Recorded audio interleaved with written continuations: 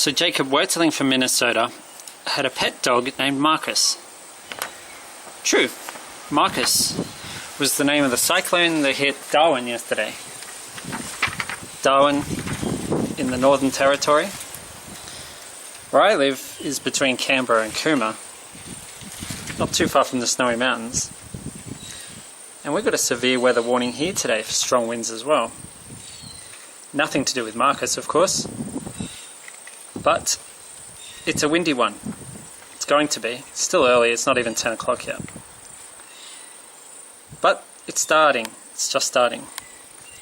Clouds, that's what you notice on those days that are really windy. You notice that if there are any clouds, and there are clouds today, they're moving really quick. They're scooting.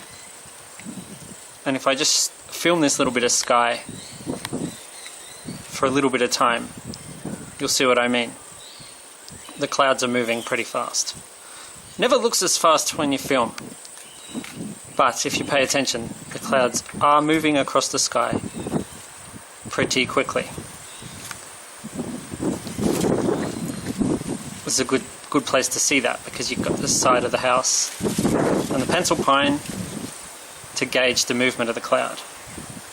And you can see that the cloud on the left that was at the start of the frame, on the left side of the frame at the start, is now in the middle. So it's racing.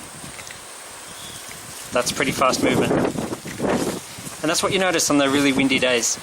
And it was a really, really brutally windy day, the day that Nathan Breeze died. And that was it was called Black Saturday. And that was on Saturday the 7th of February 2009. And it's interesting because Nathan is the boy who I've connected to Jacob. Jacob's an Australian boy, an American boy. Nathan's an Australian boy. And I think both of them are angels. But they do not have a traditional Christian concept of God.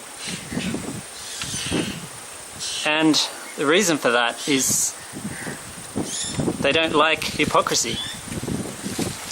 And I'm about to show you an example of breathtaking right-wing conservative hypocrisy. Right-wing religious political conservative hypocrisy. I mean, the right-wing conservatives love to talk about calling things for what they are.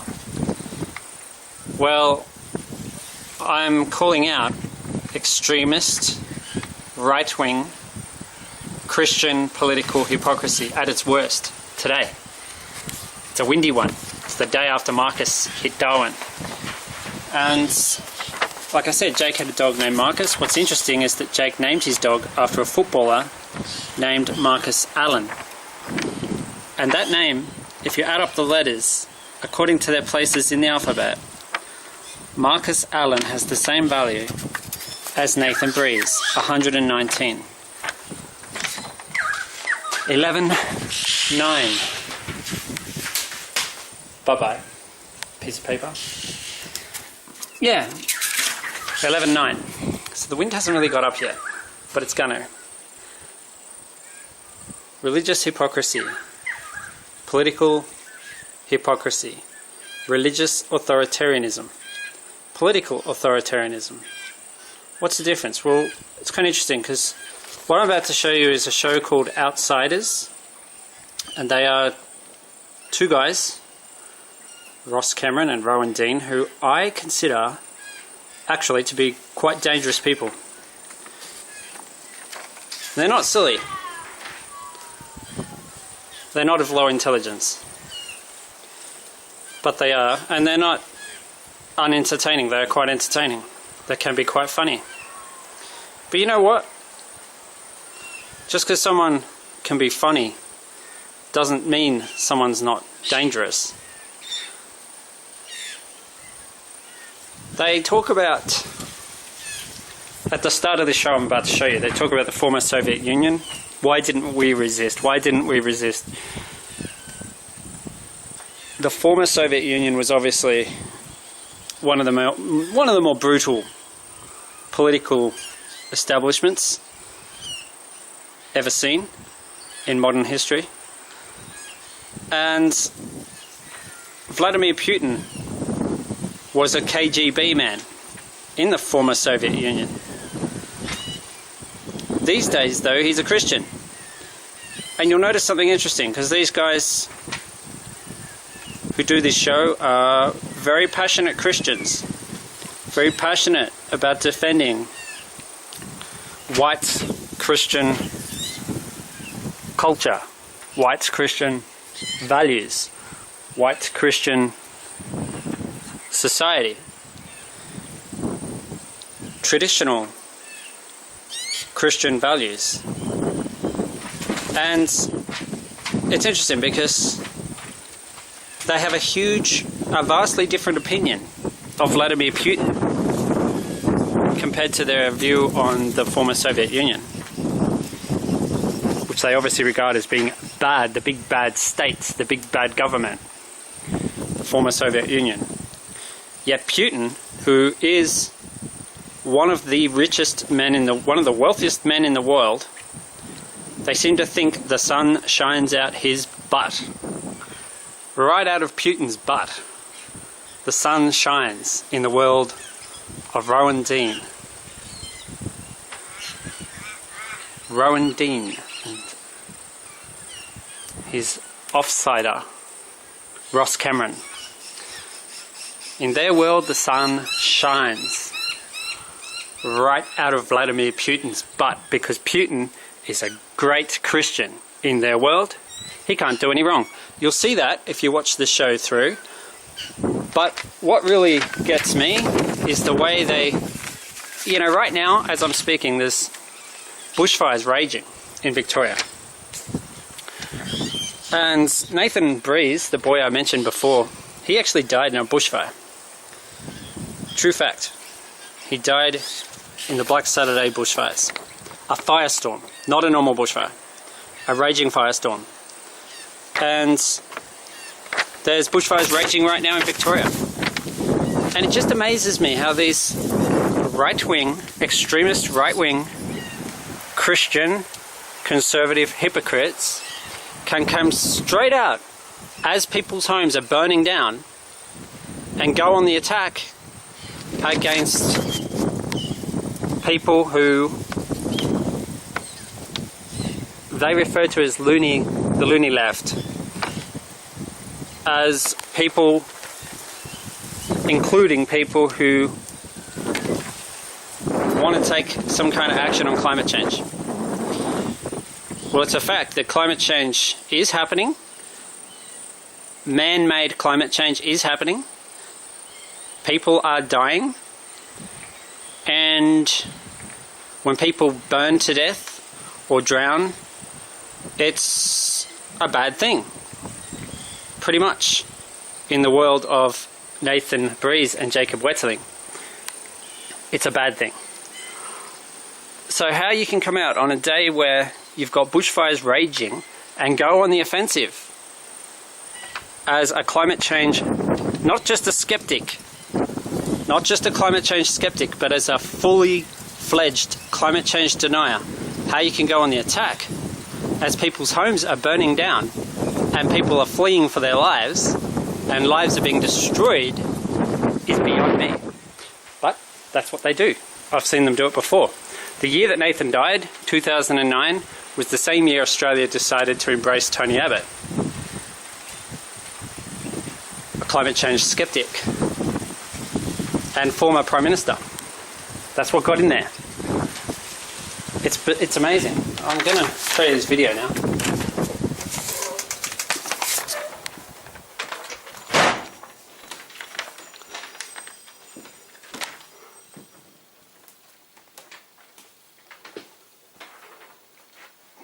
Bit dark in here. Well, here we go. Get rid of this. Bring up this. Okay, so like I was saying, right now, as I'm speaking, there are bushfires. It's the 18th of March.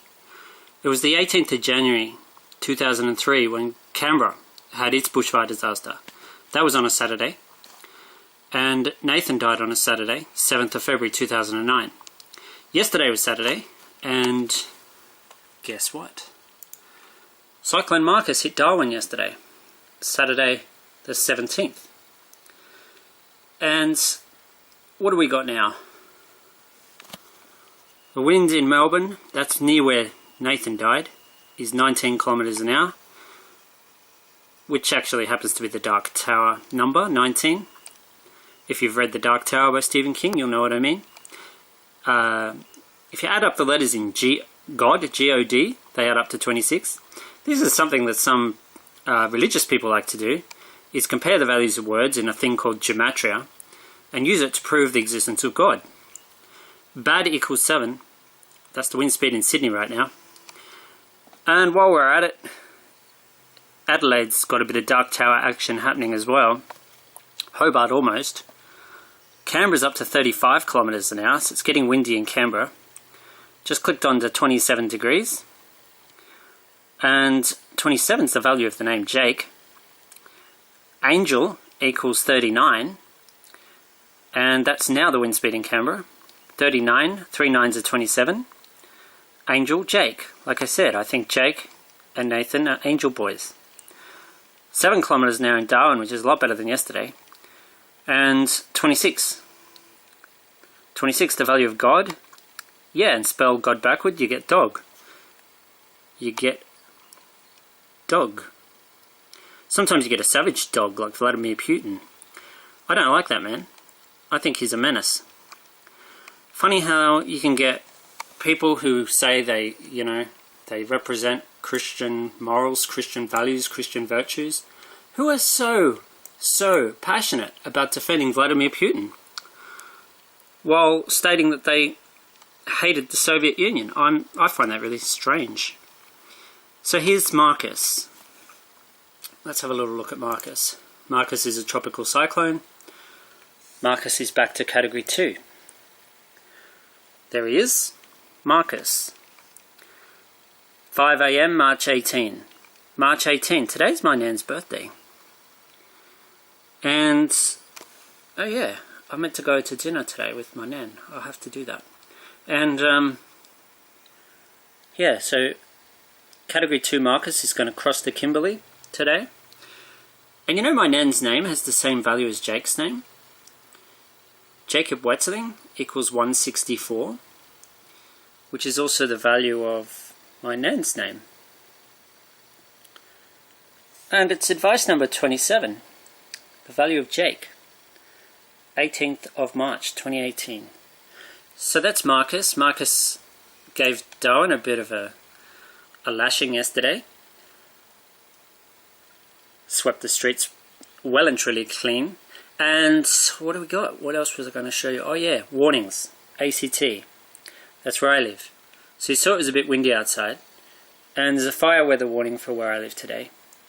And for a lot of places for that matter. And a severe weather warning for here, these locations. A lot of locations. And what it says is winds for above 1900 meters. Well, that's not me. I'm below 900 meters. So averaging 50 to 65 kilometers an hour with gusts exceeding 90 kilometers an hour.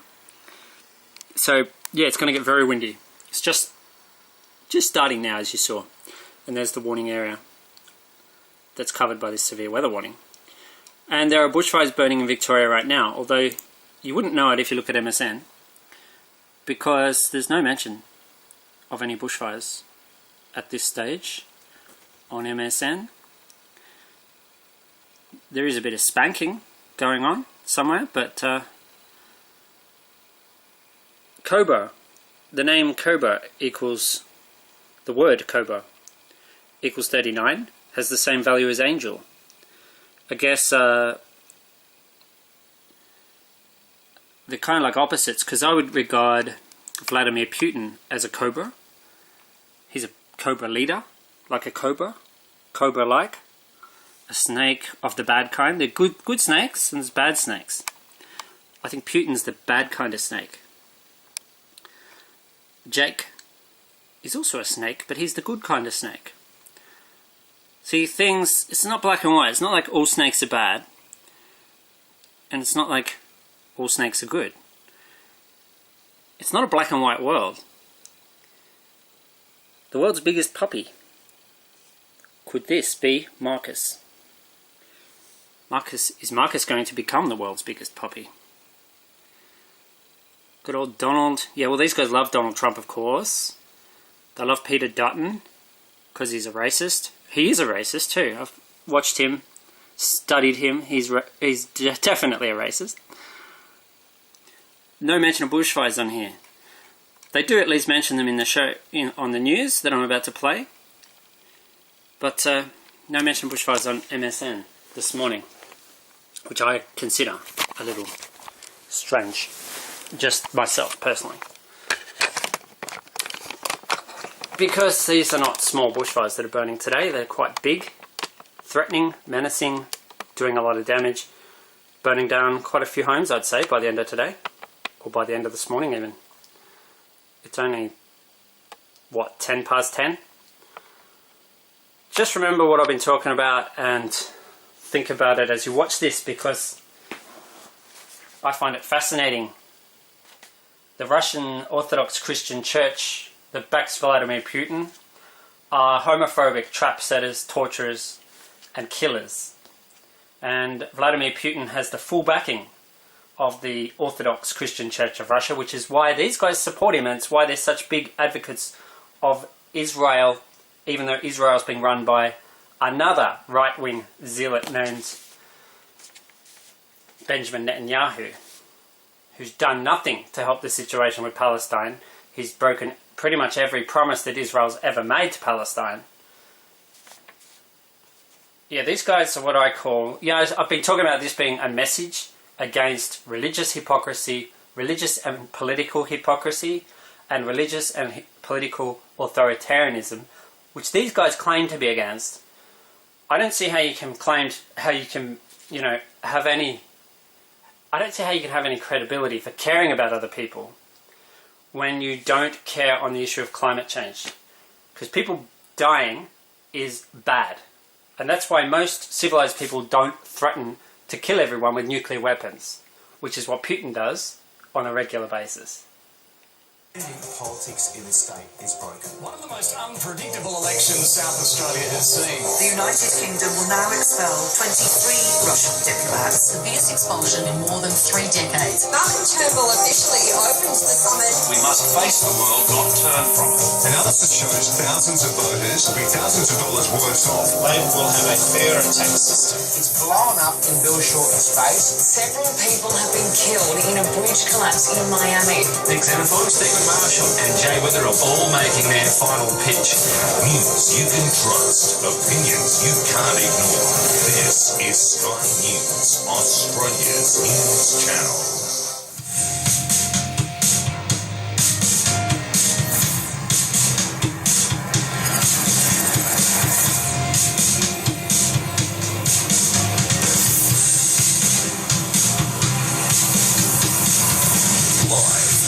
This is Outsiders.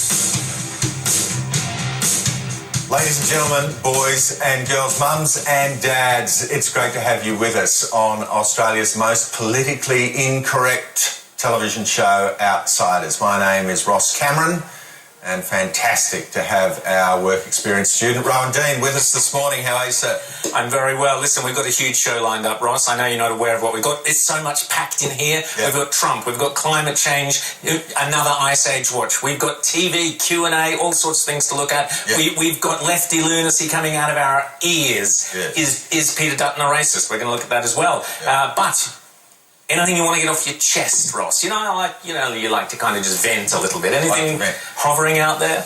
Well, speaking of venting, the 1970 Nobel Prize for Literature, indeed it could have been for peace, but for literature, went to the former Russian dissident or Soviet dissident Alexander Solzhenitsyn. And Solzhenitsyn is one of the giants of literature. Indeed, he said that one of the reasons that nations don't celebrate the greatest authors is because they are, in effect, a second government. And it's certainly true in his case. The book, Gulag Archipelago, one of several for which he won the Nobel. Gulag is named from the acronym GULAG of the Soviet state for the administration of forced labour camps, which were dotted all over the former Soviet Union because the planned economy could not provide infrastructure naturally, so they had to have slave labour to build the roads and the bridges. And it also served as a way to was a way to terrorise the population, under Stalin in particular, into compliance with the ideology of the big state. And Solzhenitsyn, indeed, after having been made fighting for the Soviet Union, taken prisoner by the Germans, returned to the Soviet Union and was himself placed in a gulag where he spent over 10 years. And during that time, he collected together the stories of 227 other prisoners. And he explained the logic, the legal apparatus, the ideology of these forced labour camps. But one of the things that he talked about, there was a beautifully self-questioning aspect of the Gulag archipelago being a string of islands. And he said these forced labour camps were like this string of secret islands. And he said, why did I not resist? He was not just criticising the former Soviet Union, but he was asking himself and all of the other Russian citizens, why did they pliantly, like a lamb, go to the slaughter? And I'm going to read you a quote from Solzhenitsyn's book, Gulag Archipelago. Resistance. Why didn't you resist? Today, those who have continued to live in comfort scold those who have suffered. Yes, resistance should have begun right there at the moment of the arrest, but it did not begin. He says to the outsider audience, you aren't gagged. You really can. You really ought to cry out. Instead, not one sound comes from your parched lips. And the passing crowd naively believes you and your executioners are friends out for a leisurely stroll. I myself often had a chance to cry out, so why did I keep silent? I saw this last Tuesday night, one of our favourite outsiders, Jacinta Price, was interviewed by Peter Credlin, and she made this short statement, which I want to read, I want you to see right now. You know, at no time have I ever claimed to be a leader of anybody. I'm just somebody who is sick of seeing the same thing happening over again and it not changing, and I'm prepared to treat it with some honesty for once and for all, you know. We have to take responsibility for our kids because for far too long the same thing's been happening and no changes are occurring and our children are suffering as a result. So there, Jacinta Price, daughter of Bess Price, one of the most compelling voices in Indigenous Australia, just said she reached a point where she could no longer keep silent. We're going to give you a beautiful, we hope, interview with Jordan Peterson, Canadian psychologist, who became a lightning rod when he put his hand up to Justin Trudeau and said, I will not allow you to compel me to use any speech. We are going to be interviewing on Thursday night this week Robert Toombs, Cambridge Professor of European History, who was one of the tiny little minority in British tertiary institutions when the Brexit debate was taking place, who put his hand up and said, look, I don't buy European Union. I don't think it works. I support Brexit. Less than 1% of British academics had the courage to put up their hand to unmute. Miranda Devine in today's Daily Telegraph carries the story of the parents of Sancta Sabina Catholic School in Sydney, who, on the discovery that their principal was ramming down the throats of the 1,000 girls at that school, doubt about their own gender, a radical extremist doctrine of fluidity. Those parents yesterday arced up in a meeting where they have said they're threatening to withdraw 200 girls from the school because they have taken the advice of Solzhenitsyn. They are answering the question, why did I keep silent? Let me just interrupt there. They're also answering, you were the one who spotted these tweets and you were the one who brought this to the attention of the community. Last week on Outsiders, Ross told us about the tweets of this particular headmistress. Yesterday, 200 sets of parents threatened to take their kids out of the school because of this mad left-wing agenda. Well done, Ross. Thank you, sir. All encouragement warmly received. So, ladies and gentlemen, I just say Solzhenitsyn found a way to unmute. Jacinta Price has. Jordan Peterson has. The parents of Sancta Sabina have. The people of South Australia have. We are here humbly, the voice of dissent, saying we've had enough. We're not going to put up with it. Janie Seal, welcome. You're a blessing to us. What news have you got for us this morning? I tell you what, that Gulag Archipelago, great read. Thanks for the advice on that. Good morning to you all. Several major bushfires are burning out of control in Victoria's southwest, with residents in Hawkesdale urged to immediately evacuate. Emergency warnings have also been issued for large fires in and around the towns of Gazette, Penshurst, Nootka and Terang. Now, the blaze burning in Hawkesdale, it is travelling in a southeasterly direction towards the township, threatening lives. So significant fires in the southwest of Victoria overnight. Fire near Penshurst, known as the Gazette Fire, has ran pretty hard towards a community at Hawkesdale. Another fire at Garvock. Another fire at Terang, which is running towards Cobden. And another fire at Camperdown. Residents are urged to avoid the area and evacuate immediately if they are still at home. But people in Terang are being told it's too late to leave and to shelter indoors instead. Others are being told to utilise the evacuation shelters. A number of relief centres have been set up overnight, so we've got 5 of those. They're in Colac, Camperdown, Cobden, Warrnambool and Port Campbell. So again, warnings have been going out. Those warnings, it will mention where a relief centre is, so pay heed in relation to the relief centres. Get out early if you need to. So again, the messaging, stay away from this particular part of Victoria, Western Victoria. We know there's been a lot of things happening over the weekend, but stay away. Please be patient, and it's so important to stay safe on the road. And unfortunately, conditions are expected to worsen today, with some fires predicted to join and increase quickly in size. The fires at Garvock and Terang, 2 fires. When the wind change goes through, those fires will join together to be one fire, and that will be in the thousands of hectares burnt already. And after the wind change, many more will be burnt. Meantime, a total fire ban has been declared across 11 New South Wales regions as the state prepares to swelter through its warmest autumn weather in more than a decade. The regions, including Greater Sydney, will have severe fire conditions today, with hot and windy weather set to create dangerous conditions. Now, as Sydney reaches its forecast of 40 degrees, it will be the hottest autumn day in 14 years. And in Western Sydney, the mercury is forecast to tip 41 degrees. And it looks like that cool change is not expected until this evening. It is going to be a scorcher of a day today across New South Wales. It is going to be very hot, very dry and very windy. A total fire ban has been put in place statewide across New South Wales today. Now, Sydney is on track to see a top of 40 degrees. That could be the hottest autumn day that we've seen in Sydney in 14 years now. Penrith on track to see 41 degrees. That'll be the hottest autumn day in 22 years of records. And Wollongong, 39 degrees forecast for you today.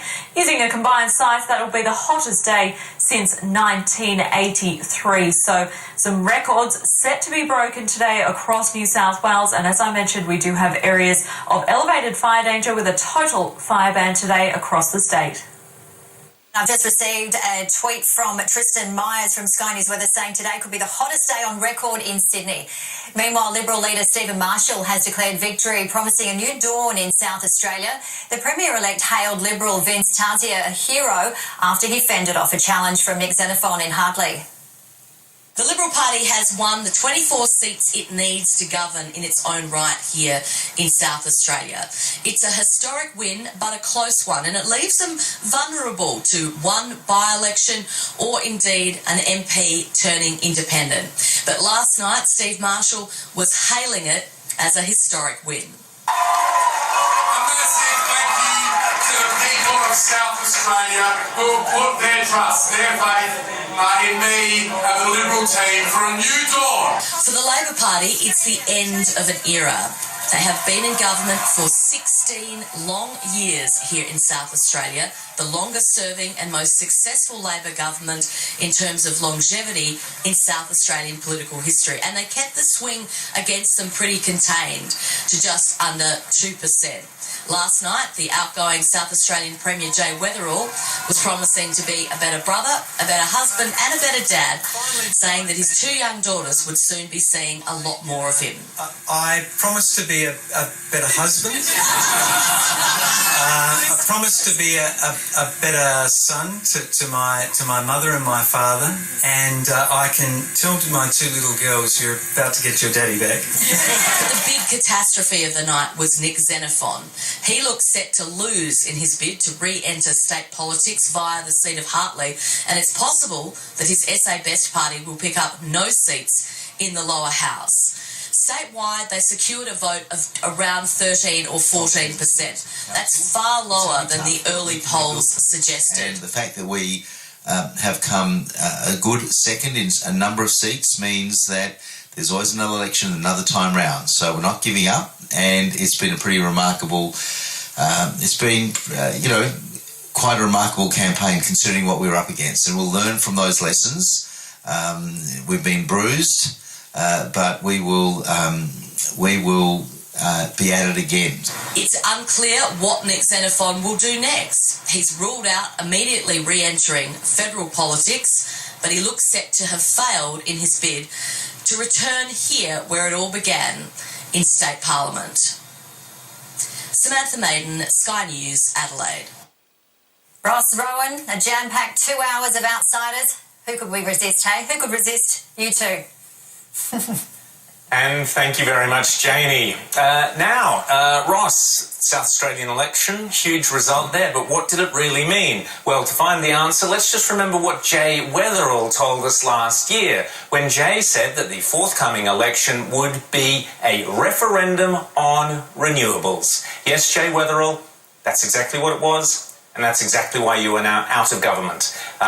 Take note, Liberals throughout Australia, and take note, Labor, that the people have spoken. They're not enamoured of renewables. They don't buy the whole myth. Now, Ross, we've got a new Steve Marshall. Whenever I think of Marshall, I think of batteries. So I think I'm a bit worried Marshall Battery might be... one of his policies is actually put a battery in every house for $100 million. Not quite sure about that, but at least he has said he will build an interconnector to New South Wales. So finally, the people of South Australia will get some coal-fired energy. Lucky them. Let's hope that let's wish our best wishes to the new government, but let's hope they walk away from they abandon the renewables target. Well done. Let's hope common sense now prevails in South Australia. Yeah, well, I think as you go around the country, I mean, it's tremendously encouraging to me to see this result in South Australia following the Tasmanian result. It's unusual for the states to vote Liberal when there is a Liberal national government. Absolutely. And this is, I think, the signal outcome. And I just think while Bill Shorten may take a certain amount of encouragement from the result in Batman in Melbourne... Although, again, you could argue the Greens were the big losers there. They were supposed to win that seat. And again, the Liberals didn't run a candidate there. How insane. So what you have is Labor winning by default because it was a vote against the Greens. I'm calling this as the common sense vote throughout Australia. People are walking away from the Green madness. Well, I think you had the whole of the Green campaign. You had the leader of the Greens in the Senate getting up in question time every day saying to Labor, what are you going to say to the people of Batman about a coal mine in the Galilee Basin in Queensland. And guess what? The people of Batman said, actually, we're actually more concerned about the issues in Batman. I will say that I'm hoping this is the beginning of the fight back. And as you look around both at the national and state level and say, what is the starting mission of Australian political leaders? In nearly every case, the mission is to manage Australian decline. There is no real political leader in Australia saying, actually, this is the beginning of the fight back. The CIS had a magnificent seminar on John Hewson's fight back, when John Hewson was actually a genuine liberal, you know, when he had a mission to rebuild. Now the mission is how we manage a dignified defeat of Australia. Let's hope this result in South Australia is the beginning of the fight back. Well, just imagine what you could do, Liberal Party, federally, if you abandoned Paris and went even harder against climate change. You would win in an absolute landslide, particularly now that Bill Shorten has given you this insanity of attacking the retirees, people's superannuation. The poorest, the most vulnerable, the elderly, those on lower incomes will get slammed. People will lose up to $2,000 of their, they may only be on a pension or a superannuation that gets them about 80 grand a year. They're going to lose 2,000 of that at least. This is what Bill Shorten and Labor do. They hit the poor, they hit the elderly, they hit, more importantly, those who have actually worked all their lives to look after themselves so that they're not a burden on the state. Labor can't stand that. Labor want you on the state. They want you addicted to the pension. They want you addicted to whatever it might be that you're addicted to. That's how they control you. So what we have seen with the insanity of this, basically, they're going to take money that you own, that is your money, that you earned by investing in shares, that is your money. They're going to steal it from you. That is the Bill Shorten plan. It's astonishing that that didn't have more of an impact in the Batman by-election, but I'm telling you, Ross, that's because there were no Conservatives there. It was Greens versus Labor, and they went for the lesser just of the two evils. Yeah, this is hitting those hardest who no longer have the chance to create new income. That's right. This is the hit on the retiree. And let me tell you, it's going to get worse, Ross, because we have figures hidden here, which an outsider pointed out to us, a viewer pointed out. The actual hidden within Labor's costings, there's another $32 billion yet to be announced that will come from high-income super limits. So there will be 3 slugs on superannuation, on superannuities from Labor. They're coming after you even harder. They haven't even begun. They are a disgrace. Ross, Russia. You and I have our slight differences of, about exactly what Russia, who killed the spy, this Bond saga that's going on, the poisoned on the benches, Le Carre stuff. Talk us through your concerns. Well, look, this is, in truth, of everything we're going to touch on today, this is my most immediate and serious concern. Annika Smethurst from the Daily Telegraph, for whom we have the highest regard on this show, has broken the story that in today's Telegraph, Julie Bishop supports British move to check on Russia chemical weapons. And I just want to say that I believe we are at serious risk of one of history's most unnecessary wars. Because, and the thing that I personally feel about it is that we, on our side, what have historically been the good guys, are entirely responsible for that risk of an unnecessary war. And what we see is this cabal of the United States, Germany, most especially the United Kingdom, but also Australia, who are rushing around barking like so many Pavlovian dogs, which is what I regard this statement from Julie Bishop, which does not contain a single fact, but it is just this Anglosphere desperately wanting to smear Russia with the allegation that it has used chemical weapons, and they're just Russia, Russia did it. What we have witnessed in response to the Skripal poisoning in the United Kingdom is the most backwater, third world, kangaroo style, indeed I would say Soviet show trial, we had from The Guardian, who breathlessly announced to us, Sergei Skripal, former Russian spy, poisoned with nerve agent on the 8th of March. And they say he was deliberately attacked with his daughter while sitting on a park bench in Salisbury in the UK. Salisbury.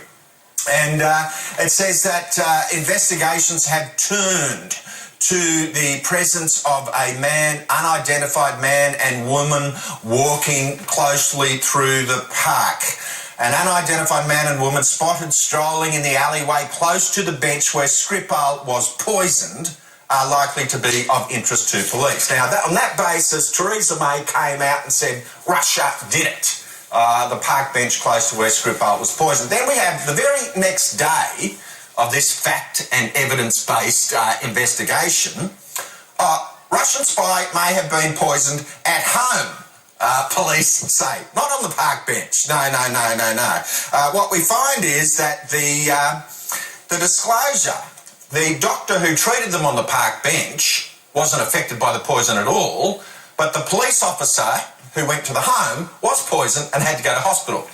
And it says that that means that the Skripals were, in all likelihood, not attacked in the street, as previously thought, but poisoned in their own home. Indeed, one of the most strongest theories is that they consumed a substance which was provided to the father by the daughter, which she also consumed and ingested. So there's no way even to rule out the possibility of suicide on the basis of the evidence that we currently have. But Russia did it. Okay, but if not Russia, then who? That would be the question. Okay, right, we're going to move on. So, Marcus. Jake Wetterling had a dog named Marcus. And what did dogs do? Of the evidence that we currently have, but Russia did it. Okay, but dogs apparently stick up for dictators who worship God. That we currently have, but Russia did it. Okay, but if not Russia, then who? That would be the question. Okay, right, we're going to move on. Let's go for another conspiracy theory, huh? Yeah, why not? If you can't win an argument using intelligence or common sense, which the right-wing conservatives talk a lot about common sense, but they seem to totally lack common sense when it comes to the issue of climate change, because climate change actually is not that hard to understand what's going on. The science is pretty damn clear, despite what a lot of them say to the contrary. It's pretty clear. It is pretty overwhelming. The wind now in Canberra is 41 kilometres an hour, and that is, what word has a value of 41? Brat equals 41. And Jake equals 27. I doubt if it's going to get to 34 today, but it is definitely going to be windy. Mind you, it's only 10:30, so it could get there. It could get to 34. It's always hard to tell when it's windy how hot it is and how hot it's going to get, because the air is moving so fast. Anyway, the word fire equals 37. So does ocean. And how's our friend Marcus going? Marcus visited Darwin yesterday and gave the residents of Darwin some interesting... Did I say fire equals 37? Doesn't. Hell equals 37. Fire equals 38. Hell, 37. That's basically what Nathan Breeze experienced. Hell on earth. And, you know, when bad stuff happens, it's got nothing to do with God being unhappy and God punishing you. That's the guilty crap that comes from religion. The guilt-promoting crap that comes from religion. Turn 6 on its head, you get 9. That's a quote in the Dark Tower. 16 degrees in Melbourne right now. The wind is 19 kilometres an hour. Dog equals 26. Spell dog backwards, you get God. Yeah. That's pretty neat. So Melbourne's gone for 26. Currently 16. 26.6 in Brisbane right now. 2 kilometres an hour. 2 twins. 2 11s. 11's the wind speed in Sydney. 2 11s are 22. That is the wind speed in Adelaide. It's also the maximum. And it's also the date on which Jacob Wethling died, the 22nd of October. And like I've said, the keystone number is 19 in the Dark Tower. Jake was born on the 17th. Jake equals 27. And Jake was born on the 17th of February 1978. And Jacob equals 31. Lots of reflections. Lots of reflections. I'm just going to quickly go outside. My battery's dying, so I might not get there. Well, I'll get there, but you may not see it. Because really, it's not too bad here yet. The wind hasn't arrived yet. 41 kilometres an hour, that's strong. But we're not getting that yet. Canberra's getting it. But I'm about 40 k's south of Canberra. And the big winds have not hit us yet. You can see it up there, the clouds are absolutely flying across the sky. And is the sun shining out of Putin's butt? I suppose it is. God being the ultimate dictator, I think he sort of supports dictators on earth. That's what I think.